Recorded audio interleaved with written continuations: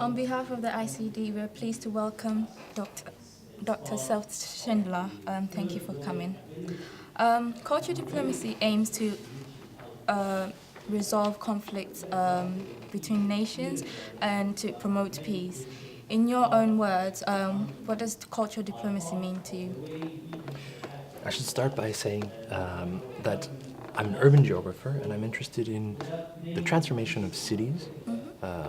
And usually I look at political economy and relationships within cities among people, the state, and so on. So when I think of cultural diplomacy, I would think of it in relationship to those topics.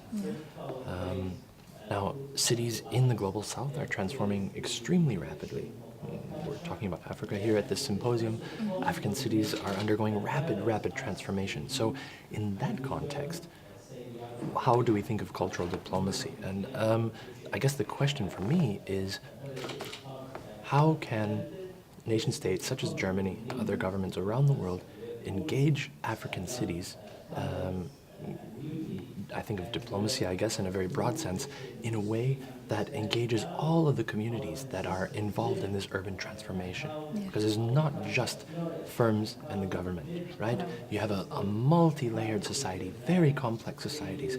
And as I said in my presentation, you have places that somehow they're related to the city, but they're not exactly what people think of when they think of the city. So Makoko is a great example because it's home to hundreds of thousands of people, and yet it's not what people think of when they think of Lagos. But does that mean it's not part of Lagos? I would say, on the contrary, it's an integral part of the city. So how then, in the context of urban transformation, can places like Makoko be engaged rather than simply building another Echo Atlantic? And this is the main question, and whether that's through, I think it will be through a variety of modes: cultural diplomacy, investment, foreign direct investment flows, and so on and so forth. But it's more of a challenge rather than giving you a simple answer, because I don't think there is one. But that's how I think of diplomacy then. What role do you think cultural diplomacy plays in urban transformation, and how important is this role? I think, unfortunately, oftentimes when we tend, or maybe not we, but oftentimes diplomats or the diplomatic community tends to essentialize a singular notion of a place and a people. So again, if you think of, let's say you think of Kenya, you have then a very kind of particular notion that you think of Kenya, of Kenyan people, and of Nairobi, which does not then take account of Kibera, most likely, right?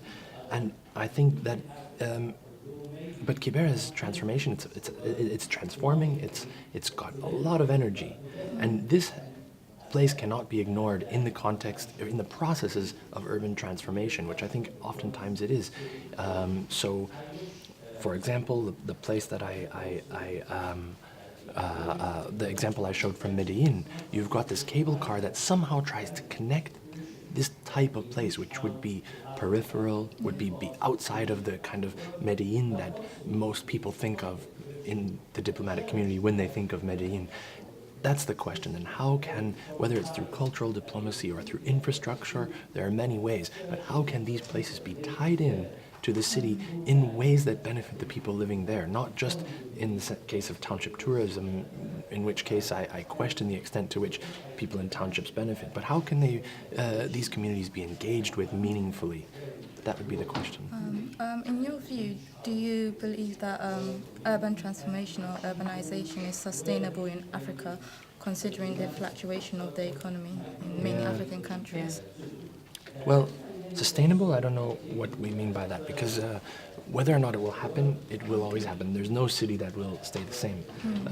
New York is not a finished project, right? It changes every day, and African cities are likewise very dynamic. The extent to which this current direction of transformation, I would say there's a kind of, what I described in my speech, this emphasis on territorial transformation. The extent to which that will continue, that's an open-ended question. At the moment, there are investors lining up to transform African cities, whether it's the Chinese government or PNB Paribas you've got investors from all over the world who are willing to invest in the transformation of African cities. How sustainable that stream of investment is, I think only time will tell. But for the moment, I would say that we will continue to see in the medium term rapid transformation of urban metropolises, African metropolises. Yeah. And following up on that, Yeah. Recently in 2012, though, South Africa introduced the How Train. And I Yeah. think that supports everything that you're saying. How do you think this kind of shows promise for the future of Africa and transport and, having that option to kind of travel quickly to places and kind of create those ties? However, it is South Africa, though, which is more... It's a bit of an urban outlier, isn't it? Yeah. But I think the cow train is a very interesting example, and I'll say two things about it. It does stop in Alexandra. I think it's a township, very interesting. So it doesn't, but that's the only township it stops in, and I'm not sure if that's a good record or a bad record of tying places that were a bit peripheral, say former townships, into the circuits of the region. So it bypasses many other townships, and the people living in Soweto, I guess they pretty much have been unaffected by the Gautrain. So I think it has a mixed record. I do think what's very interesting is that if I ride the Gautrain, I am probably, as a white male, there are probably, the population of people riding the Gautrain is representative more or less of the people in that region. And I think this does show that it provides access to a wide variety of people. It's not really a segregated infrastructure. Maybe it is economically. Yeah, that's the one thing. It is a little bit pricey. Yeah. But you see the Rainbow Nation when you get on to the Gautrain. Yeah. And I think because it's so new, of course it will be expensive, but, as more kind of developments happen, maybe, prices will obviously go down as it continues to develop. So I think, as you said, it's a work in progress. Yeah. And so we're seeing a current trend of gentrification occurring throughout Europe. For example, in London with Shoreditch, or even in Berlin, with certain areas. Is the same phenomenon, in your opinion, happening in Africa?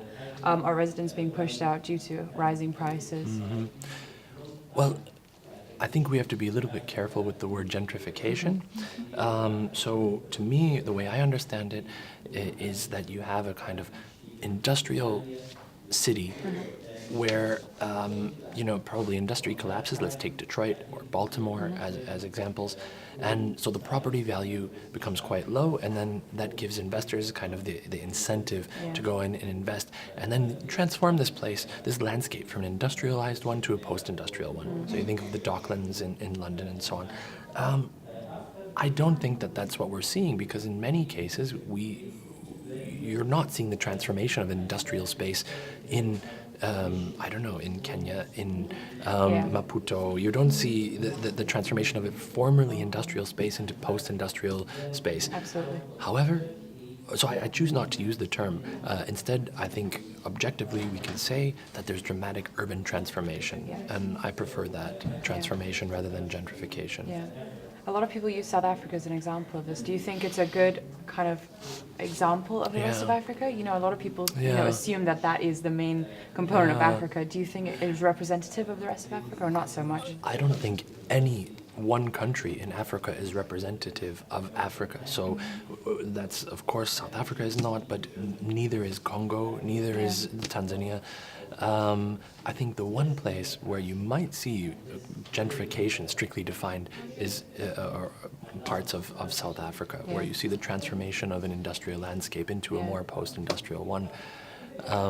But no, in short, is South Africa representative of Africa? No, but neither is any other country. Because a lot of people who don't know as much, about Africa, they always seem to look to South Africa as kind of a representative. So I was just wondering your opinion on it. But I agree. I think, you can't look at South Africa and assume that the rest of Africa is like that. Indeed, yeah. With anything. But yeah. But anyways, we would like to thank you on behalf of that institute for being here today. Very fascinating speech, and thank you so much for taking the time to answer questions with us. Thank you so much. We look forward to hopefully maybe seeing you again before you go over to England. Thank you. It was my pleasure. It was very nice to meet you. Thank you so much. Thank you so much for being here. Thank you. Thank you.